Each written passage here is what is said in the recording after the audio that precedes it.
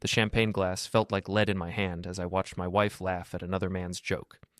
Not just any man, her pompous brother-in-law Trent Delacroix, who'd been circling our marriage like a vulture for months. "Ladies and gentlemen," Trent's voice boomed across our penthouse rooftop, cutting through the evening chatter of Boston's elite. The harbor sparkled below us, but all I could focus on was the smug grin spreading across his face. "I'd like to propose a toast to my dear sister-in-law, Vivian, and her, well, let's call him what he is, a placeholder husband. Before we dive deeper into this story, I have one small request. Please subscribe, drop a like, comment, and hit that hype button to boost this channel so more people can discover these incredible Reddit stories." The laughter that erupted from our supposed friends hit me like a physical blow. Vivian's law firm colleagues, our yacht club buddies, even the neighbors we'd hosted dozens of times, they all thought it was hilarious. "Come on, Trent," Vivian giggled, not even attempting to defend me. "Jack's not that bad." "Not that bad?" Trent swirled his whiskey theatrically. "Vivian, darling, you're a partner at Morrison & Associates, the most prestigious law firm in New England. You drive a Maserati, own a penthouse worth $16 million, and vacation in the Hamptons. Meanwhile, Jack here..." He gestured dismissively in my direction. "Jack fixes things, with his hands." More laughter. I caught sight of my reflection in the sliding glass door. 42 years old, calloused hands wrapped around expensive crystal, wearing a suit that cost more than most people's monthly rent. But to them, I'd always be just the contractor who got lucky. Now, said Sienna Walsh, Vivian's best friend, and the city's most vicious gossip blogger. "Jack built half the luxury condos in Back Bay. He's not exactly poor." "Built by the sweat of his brow," Trent sneered. "How quaint. But let's be honest. Without Vivian's connections, her law firm's referrals, her family money backing his projects, where would dear Jack be? Probably installing kitchen cabinets in Southie." The crowd was eating it up. These people had smiled to my face for 5 years, shaken my hand, asked me to fix their summer houses, and now they were laughing as Trent dissected my life like a biology specimen. "The point is," Trent continued, raising his glass higher, "some men are born to greatness, others have greatness thrust upon them, and still others," he looked directly at me, "others are just keeping the seat warm until the right man comes along. To placeholders everywhere, may they know their place." The toast echoed across the rooftop. "To placeholders!" Vivian clinked glasses with her brother-in-law, her emerald eyes sparkling with amusement. Not embarrassment, not anger on my behalf. Amusement. That's when something inside me snapped. I set my champagne down on the marble bar top with deliberate care. The conversation continued around me, but I was no longer listening. Instead, I was calculating. 16 million in real estate equity, joint accounts totaling another 2 million, investment portfolios, cars, jewelry, art, all of it acquired during our marriage, most of it technically mine under Massachusetts law. "Excuse me?" I said quietly, pulling out my phone. "I need to make a call." Nobody noticed me step away. They were too busy laughing at Trent's next joke about blue-collar ambitions. I scrolled through my contacts until I found the number I needed. "Rebecca, it's Jack Avery. I know it's Saturday night, but I need you to list the penthouse first thing Monday morning. Yes, the Beacon Hill property. 16 million, firm? No, Vivian doesn't know yet." By dawn, I'd made 17 phone calls and sent 43 emails. The penthouse listing would go live at 9 a.m. Our joint accounts were frozen pending asset division paperwork I'd filed electronically. Credit cards canceled, investment accounts locked down, 5 years of careful financial planning, and I dismantled our life in 6 hours. My phone started ringing at 7:23 a.m. "Jack, what the hell is going on?" Vivian's voice was shrill, panic replacing last night's smugness. "I just tried to buy coffee and my card was declined." I was in my workshop in South End, the one place in our marriage that had remained purely mine. Tools hung in perfect order on pegboard walls. Half-finished furniture projects occupied every corner. It smelled like sawdust and motor oil. Honest smells that reminded me who I'd been before Vivian Delacroix decided to make me her pet project. "Good morning, sweetheart," I said, not looking up from the cabinet I was sanding. "Sleep well?" "Don't you dare good morning me. My cards aren't working, I can't access our accounts, and there's a real estate sign in front of our building." "Our building?" I set down the sandpaper and picked up my coffee. Funny thing about that. I checked the deed this morning. The penthouse is in my name, purchased with funds from my business accounts. Funny how paperwork works. Silence. Then, "You can't sell our home." "Actually, I can. I am. Showing starts this afternoon." "This is insane. You can't just... We need to talk about this like adults." "Adults?" I laughed, and it came out darker than I'd intended. Adults don't humiliate their spouses at dinner parties. Adults don't laugh when their family calls their husband a placeholder. Trent was drunk. He didn't mean... Trent meant every word, and so did you when you toasted along with him. I could hear her breathing, calculating. Vivian was a lawyer, after all. She understood leverage. Jack, be reasonable. We can work this out. Come home and we'll discuss... Home?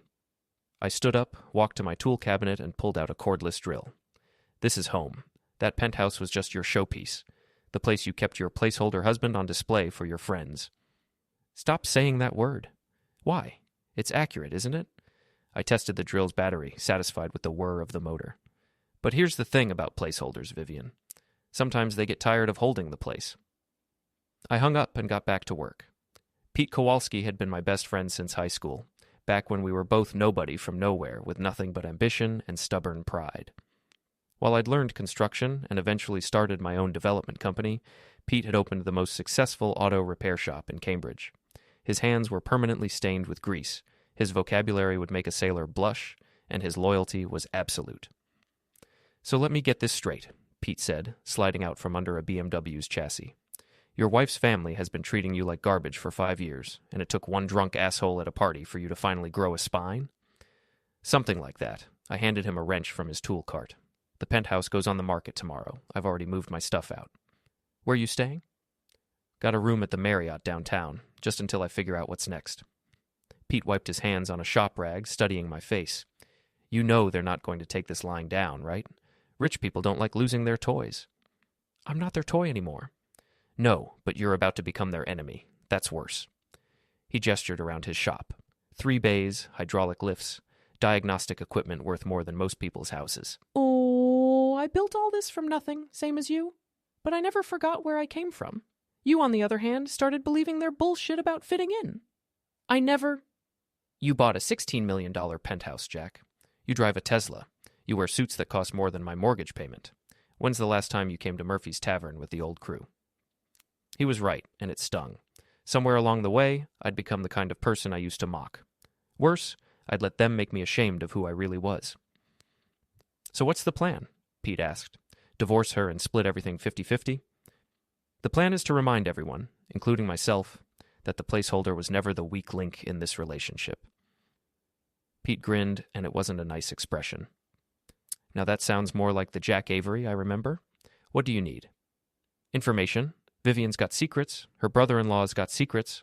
All their rich friends have secrets. I need to know what they are. I can help with that. You'd be amazed what people say when they think the mechanic isn't listening. The first shot came Tuesday morning. I was reviewing construction plans for a hotel project when my phone buzzed with a text from an unknown number. Check Instagram. Sienna Walsh had posted a photo of me from Saturday night with the caption, "When your friend's husband has a midlife crisis and thinks he's the victim." Shucks placeholder drama, Cheered.I, delusional men, shush divorce court. The comments were brutal. People I'd considered friends piling on, sharing their own stories about Jack's obvious insecurities and how everyone saw this coming. Vivian had liked the post. I screenshotted everything, then made a phone call. Detective Harris, it's Jack Avery. Yeah, from Murphy's. Listen, I need some advice about social media harassment and defamation. Tom Harris was a 20-year Boston PD veteran who'd grown up 3 blocks from Pete and me. He'd made detective, earned respect on the force, but never forgot his roots. More importantly, he understood the difference between legal revenge and illegal revenge. Defamation's tricky, he said when we met for lunch. You'd have to prove damages, intent, false statements, expensive and time-consuming. What about harassment? Depends. One post? Probably not. But if it becomes a pattern, he shrugged. Social media companies don't like bad publicity. Sometimes a lawyer's letter is enough to make people think twice. And if someone were to, hypothetically, share some embarrassing but true information about these people? Harris grinned. Truth is an absolute defense against defamation. Can't sue someone for telling the truth, no matter how embarrassing. That afternoon, I called Vivian. We need to talk, she said before I could speak. This has gone far enough. I agree. Murphy's Tavern, 6 o'clock. Murphy's? Jack, that place is my territory. You want to talk? We do it on my terms. Murphy's Tavern was everything the yacht club wasn't.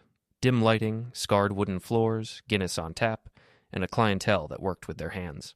The kind of place where a contractor belonged and a high-powered attorney stood out like a diamond in a coal mine. Vivian arrived 20 minutes late, wearing a designer dress that probably cost more than most people's cars. Every conversation in the bar stopped as she walked in. "This is ridiculous," she said, sliding into the booth across from me. "We could have met somewhere civilized." "Civilized?" I sipped my beer. "Like your dinner party? That was real civilized." Trent was drunk. I've already talked to him about... "Have you seen Sienna's Instagram post?" Her face flushed. "That's not my fault. You liked it." That was an accident." "Bullshit." I pulled out my phone and showed her the screenshot. "You liked it, Sienna tagged you in the comments, and your law firm colleagues are sharing it. This isn't an accident, Vivian. This is a coordinated attack." She leaned back, and for the first time since I'd known her, she looked uncertain. "What do you want?" "An apology, public, on social media." "Jack, be reasonable." "I am being reasonable. The alternative is I start sharing some truths of my own." "What's that supposed to mean?" I leaned forward. "It means I know about your girls' trips to Martha's Vineyard, the ones where you and Sienna pick up college boys. I know about the cocaine at your law firm's Christmas party. I know Trent's consulting business is just a money laundering operation for his trust fund, and I know you've been helping him hide assets from the IRS." Her face went white. "You can't prove any of that." "Can't I?" I smiled. "You'd be amazed what a good private investigator can dig up when someone's paying him well enough." It was a bluff, mostly, but Vivian didn't know that. "You bastard," she whispered. "Placeholder bastard," I corrected. "Don't forget the most important part." The next morning, I got a call from an unexpected source. "Mr. Avery, this is Margaret Landry from 4B. I live in your building." Mrs. Landry was 83 years old, had lived in Beacon Hill for 60 years, and knew everyone's business. She was also, I'd learned over 5 years of polite elevator conversations, sharp as a tack and utterly without illusions about her wealthy neighbors. "I heard about your situation," she continued. "I wanted you to know that some of us aren't surprised." "Oh. Your wife has been entertaining visitors while you're at work, that brother-in-law of hers specifically. They've been quite obvious about it." The pieces clicked into place. Trent's familiarity with our penthouse layout, his knowledge of Vivian's schedule, the way he'd looked at her during his toast. Not like a brother-in-law, but like a man who knew exactly what he was talking about. "Mrs. Landry, would you be willing to document these visits? Times, dates, duration?" "Already have been, dear. Old habits from my journalism days. I'll email you everything." The second call came from Pete. "Remember that BMW I was working on yesterday? Belongs to Greg Morrison, as in Morrison from your wife's law firm. Interesting conversation he had on his phone while I was replacing his brake pads." "I'm listening." "Seems the firm's been billing clients for work your wife didn't do. Ghost hours, they call it.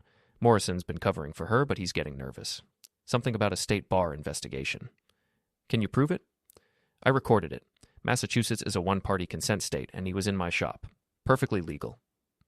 The third call was the most interesting. "Jack, it's Rebecca. I've got news about the penthouse listing." Rebecca Chen was the best real estate agent in Boston, which was why I'd hired her. She was also ruthless, which was why I liked her. "We've had 3 showings already, and I've got a cash offer for asking price. But that's not why I'm calling. Your wife showed up at my office this morning with a lawyer, claiming she has ownership rights." "What did you tell them?" "I told them to take it up with the courts. But Jack, they're not going to make this easy. They're talking about injunctions, restraining orders, all kinds of legal harassment." "Let them try. The deed's in my name, purchased with my money, and during a marriage where Massachusetts law is very clear about individual property rights. Still, you might want to get your own lawyer, someone who specializes in high-asset divorces. Already on it." That wasn't entirely true, but it would be by the end of the day. Vivian's lawyer was exactly what I'd expected. Expensive suit, Harvard law degree, and the kind of condescending smile that made you want to punch something. James Whitmore III represented old Boston money, the kind of families who'd been screwing over working-class people since the Mayflower landed. "Mr. Avery," he said when we met in his Copley Square office, "my client is prepared to be reasonable. She's willing to forgo any claim to your business assets in exchange for the penthouse and half the investment accounts." I looked at my own lawyer, Maria Santos, a scrappy public defender turned private practice attorney who'd grown up in my neighborhood and understood exactly what we were dealing with. "Counteroffer," Maria said. "Your client gets nothing. She can file for divorce and hope for alimony, but she's not getting a dime of property settlement." Whitmore's smile never wavered. "I'm afraid that's not how Massachusetts law works.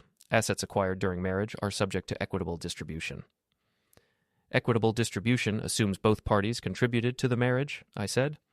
What exactly did Vivian contribute besides spending my money and humiliating me in public?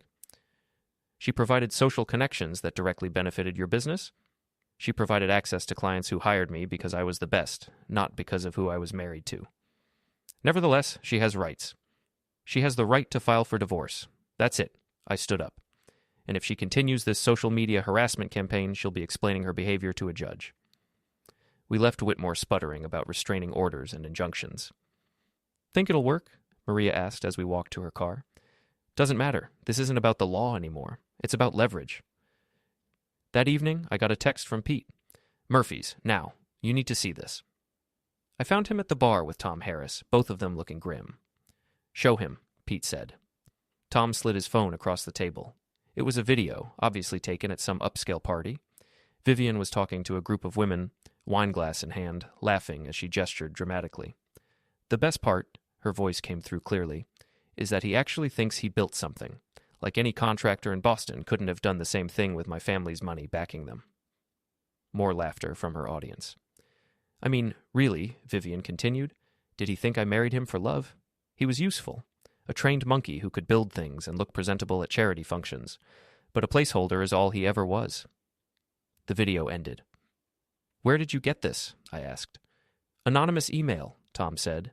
Sent to about 50 people, including several reporters and your wife's law firm partners. I felt something cold settle in my chest. She actually said it. Gets better, Pete said. Check your phone. I had 17 missed calls, 43 text messages, and 86 emails. The video was everywhere. Social media, local news websites, legal gossip blogs. Vivian's own words, condemning her more effectively than anything I could have planned. My phone rang. Vivian. Jack, please, we need to talk. No, I said, we don't. That video is taken out of context? Is it? Because it sounds exactly like what you said at your dinner party, except this time you were stupid enough to say it on camera. I was drunk, I was angry, I didn't mean... You meant every word, and now everyone knows exactly what kind of person you are. I hung up and turned to my friends. Gentlemen, I said, raising my beer, I think it's time for the final act. The Morrison & Associates annual charity gala was Boston's legal equivalent of the Met Gala. 500 of the city's most powerful attorneys, judges, and politicians gathering to see and be seen while raising money for whatever cause was fashionable that year. Vivian had been planning her outfit for months, seeing it as her chance to network and solidify her position as the firm's rising star.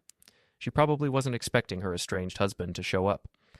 I'd bought my ticket months ago, back when I was still playing the role of supportive spouse. The invitation was still valid, and Maria had assured me I had every legal right to attend. I wore my best suit, the one Vivian had picked out for me, ironically enough, and arrived fashionably late. The ballroom at the Four Seasons was everything you'd expect.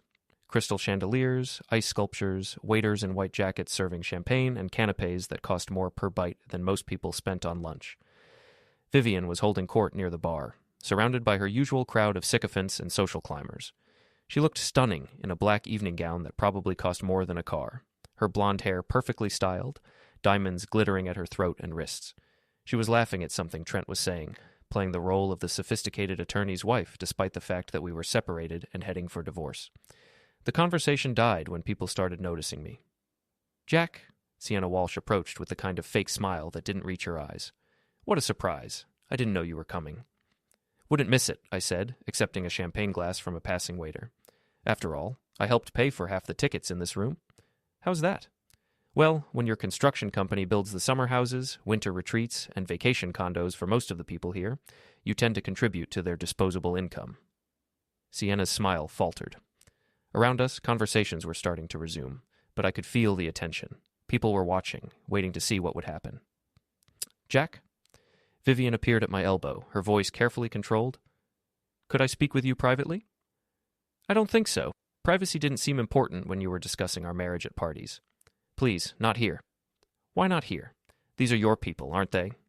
Your colleagues, your friends, your social circle. Shouldn't they hear both sides of the story?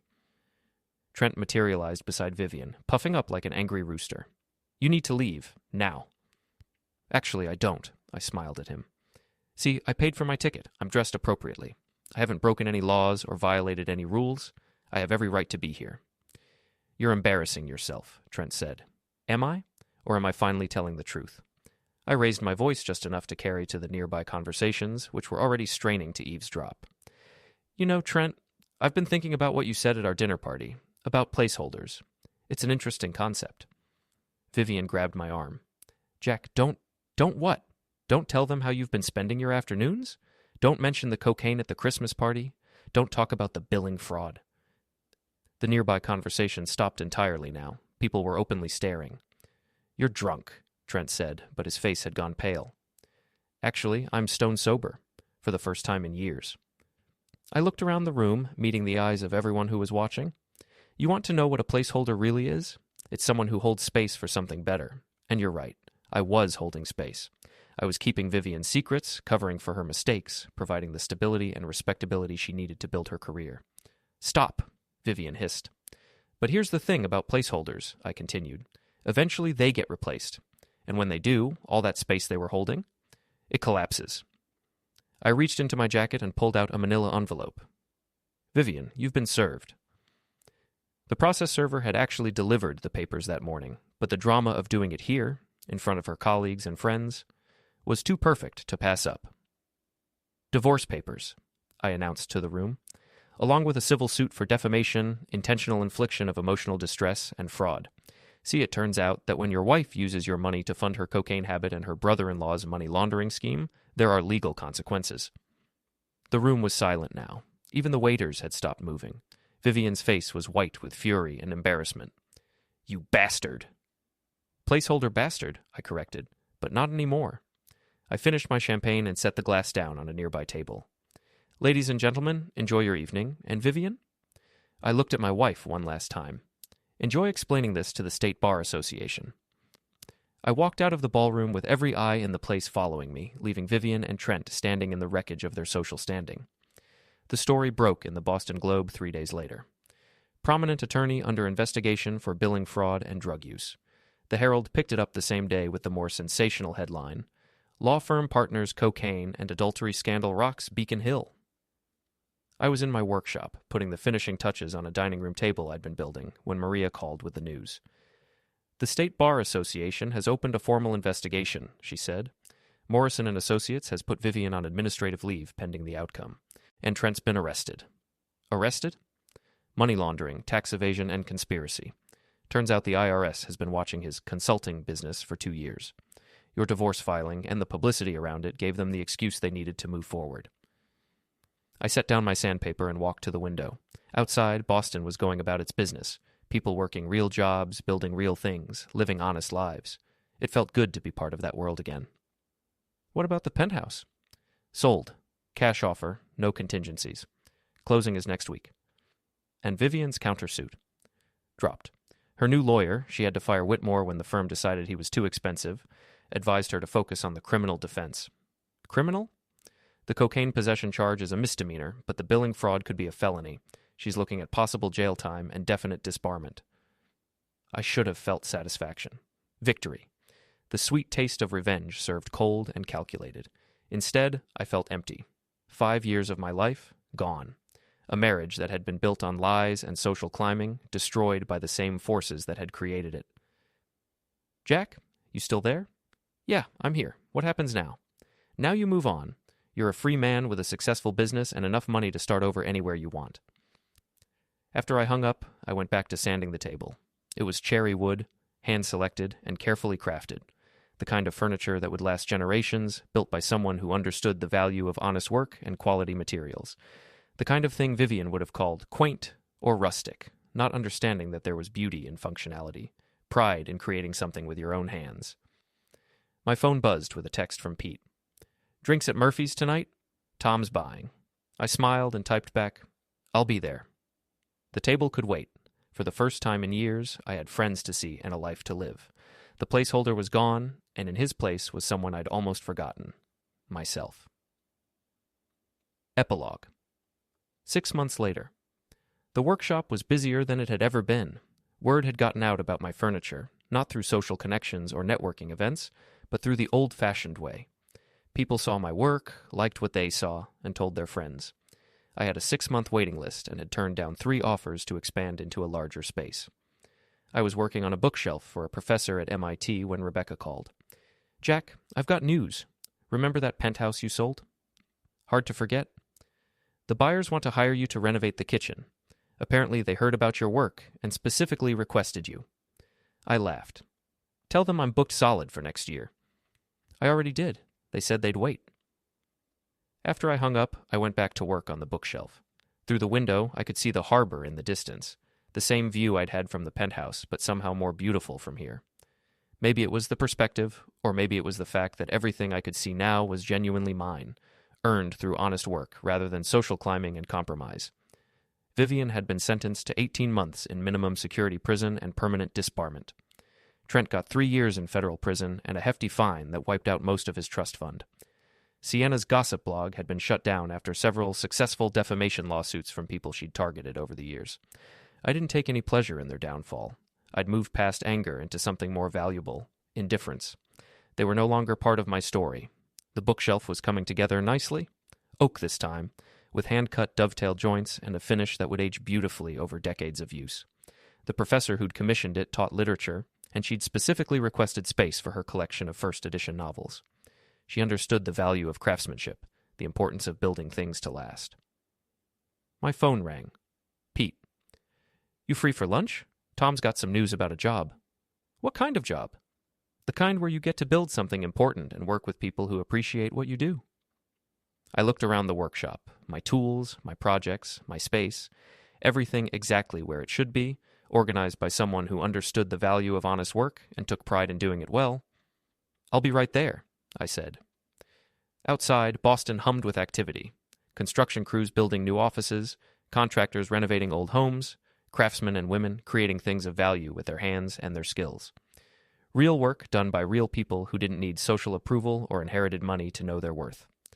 I locked up the workshop and headed out to meet my friends, leaving the placeholder behind forever.